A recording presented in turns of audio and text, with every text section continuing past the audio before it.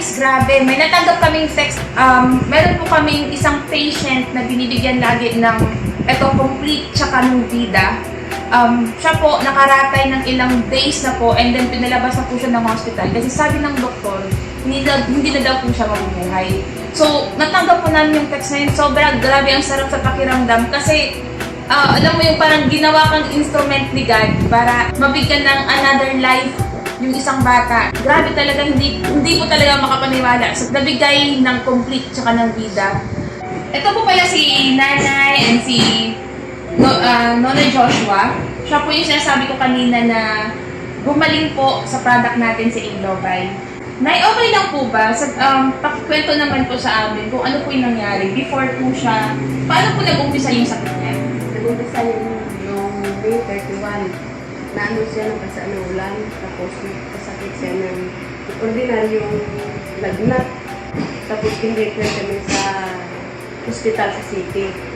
Pag-refer sa amin doon, sabi nila, ang meningitis daw ng mga laboratories, CT scan, 2 beses yung CT scan, ultrasound, X-ray, yung findings nila, hindi pa nila naalam na hindi lang ordinaryong meningitis.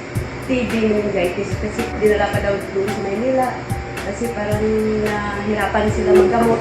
Refer kami, ginagay kami sa ICU. Sinabi na sa amin ng mga doktor, mga July 15. Sabi nila parang wala na daw lunas. Sabi nila yung isa na lang na gawin nila yung operahan sa utak. Sabi ko sa doktor kung ilang porsyento na mabuhay siya. Sabi ng mga doktor, walang kasiguraduhan na mabuhay. Kasi parang hindi na nila kaya yung lahat ng mga antibiotics nilagay na, mga sikrobin, mga mahal. Sabi ng asawa ko, huwag na lang butasan kasi kung anong ibigay sa amin ni God, tanggapin na lang namin. Buhay man kung mabuhay siya. Sabi ng doktor, mapirma lang kami kung lalabas kami kasi hindi na gumaling, lumabas kami. Sabi namin, sige pa pirma. Tanggapin na lang namin kung anong bigay ni God kung mamatay mo. Kasi wala na kami yung choice. So, nung mga ilang weeks po kayo sa hospital? 46 days. Sa 46 days wala po talaga nangyari. Walang nangyari. Mga malapit half million yung gastos.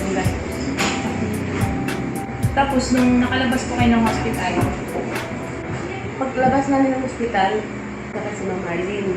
Kita kami sa doktor, sa clinic. Sabi niya, maniwala kung hindi. Sabi ko, sige, punta kayo sa bahay.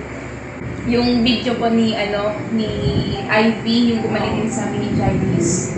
So, doon po kayo nabuhayan ulit ng pag-asa. Sabi ko, bulalin yan. Kasi, Yun po, sobrang nakakatapat talaga ng puso. Sobrang, nung nabasa po namin yung text mo, sobrang, yung mga balahibo namin, as in, kasi first time po talaga namin na, kasi hindi namin ina-expect talaga, grabe yung, niya yung nakita namin yung una pa talaga tungkol sa bahay.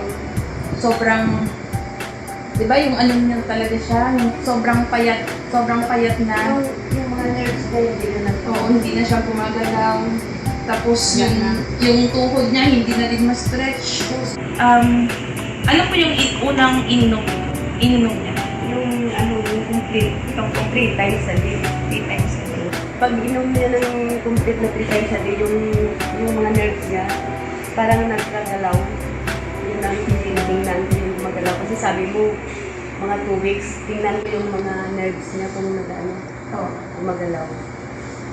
Tapos, so within 2 weeks lang po ng complete, gumalaw na po yung mga nerves niya. Hindi niya naubos yung isang box lang.